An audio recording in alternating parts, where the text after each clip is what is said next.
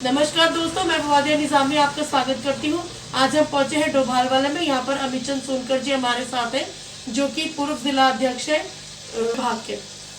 आइए इनसे जानते हैं, और ये कांग्रेस के वरिष्ठ नेता भी है, इनसे जानते हैं इनके किए गए कार्यों के बारे में। सर नमस्ते, कैसे हैं आप? बढ़िया।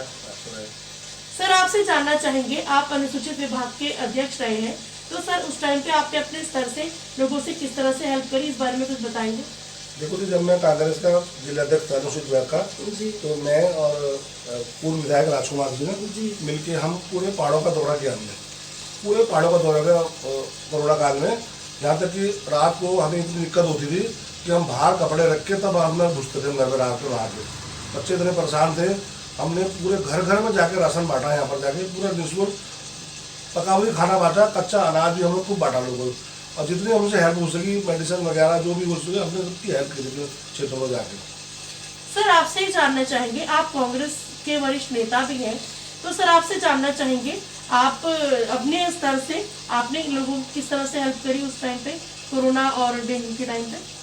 देखो, जब कोरोना था तो मैं और एक मेरा महानगर अध्यक्ष था अजय बेनवाल और पूर्व विधायक राजकुमार के साथ हमने मिलके हमने घर घर जाके लोगों से समस्त समस्याएं पूछी उनसे, और उनकी हमने बाकायदा लिस्ट बनाई। जो हमने जिला अध्यक्ष कार्यकारिणी थी उनको हमने बुलाया, बाकायदा लिस्ट बनाई हमने। और जो जो इस कैटेगरी में आते थे, जिनके बेचारे घर में खाना नहीं बनता था, राशन नहीं था, उनके हमने घर घर तक राशन पहुँचाया। और जो भी और भी अन्य मदद भी हमने करी, जिनको बहुत दिक्कत थी, पैसों की दवाइयों की दिक्कत थी, जो हम नहीं पूरी कर पाए, हमने उनको पैसे देके उनकी भरपाई की उनकी, कि चलो भाई हम ज़्यादा नहीं दे सकते, थोड़ा देके अपनी दवाई दारू वो अपना इंतजाम कर सके। कोरोना काल इतना ज़बरदस्त कोरोना काल था कि आप ये लगा लो कि लोग पानी के लिए भी तरस गए थे यहाँ पर। मतलब सब्जियाँ भी लोगों के घर में नहीं पहुँच पा रही थी। तो जैसे भी हमने करे, लोगों के घर तक हमने अनाज पहुँचाने का, सबसे पहले हमने अनाज पहुँचाया, जिससे भाई बंदा रोटी खा लेगा बंदा। उसके बाद फिर हमने, मैं और राजकुमार विधायक जी, हमने पहाड़ों को भी दौरा किया। इस बीच जाके हम पहाड़ों में भी गए, वहाँ देखा कि वहाँ इतना नहीं था कोरोना, लेकिन वहाँ भी क्योंकि वो प्रदेश अध्यक्ष थे वो अनुसूचित विभाग के, जो भी वहाँ के लोग थे उनको बुलाते थे, तो हम उनके साथ जाके हमने उनको भी बाहर पहाड़ों में भी हेल्प कर जाके। सर जब आपका कार्यकाल चल रहा था, अनुसूचित विभाग के अध्यक्ष थे, तो आपसे जानना चाहेंगे आपका कार्यकाल कब से कब तक था?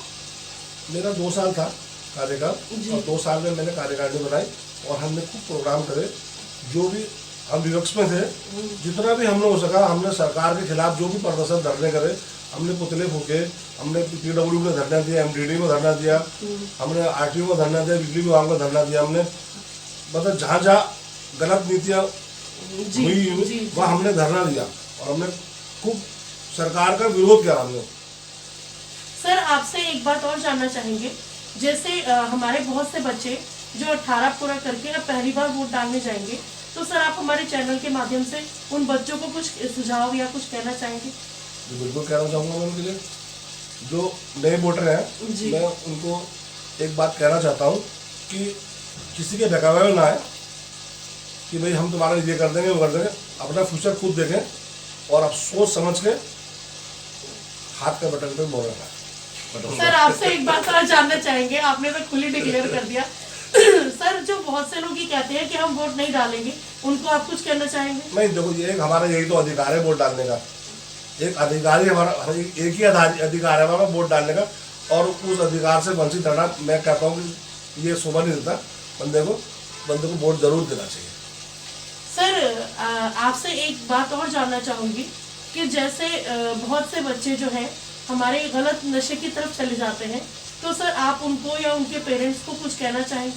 देखो, नशे की प्रवृत्ति तो देहरादून में बहुत हो गई, पहले नहीं था जी। अभी आप यकीन नहीं करेंगे, मैं बिंदालपुर पे खड़ा हुआ था, छोटे से 2 बच्चे आए, मेरे दोपहर वेट की दोस्त वेट कर रहा था, तो मेरे से पुड़िया पूछने लगे कि पुड़िया लोगों की। ये मैं आपके चैनल के माध्यम से बताना चाहता हूँ कि खुलेआम इतना बिक रहा है यहाँ, और नशे की प्रवृत्ति इतनी हो रही। पहले तो बड़े बड़े शहरों में, पंजाब दिल्ली वो करती थी, आजकल देहरादून में भी बहुत हो गई है। और मैं सरकार है जो प्रशासन है, प्रशासन से निवेदन करता हूँ कि इस पे कठिन से कठिन कार्रवाई की जाए और एक्शन लिया जाए इस पर। सर इसी कड़ी में एक सवाल और जोड़ना चाहूँगी कि सर आप हमारे चैनल के माध्यम से किसी डिपार्टमेंट से कोई सुझाव या कुछ रिक्वेस्ट या आपके क्षेत्र की कोई समस्या, इस तरह से कुछ हाईलाइट करना चाहेंगे? बिल्कुल करना चाहूँगा। ये जो PWD है ना, PWD ढंग से काम नहीं करता।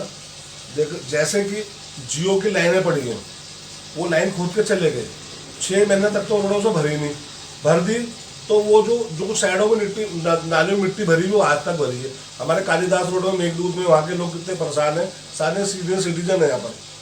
वो सारी नालियाँ ऐसी भरी पड़ी है, आप ऊपर से आया होगा, मैंने देखा होगा जी। वो पैचिंग तो कर दी MDDA ने, लेकिन वो मिट्टी नहीं निकाली किसी ने।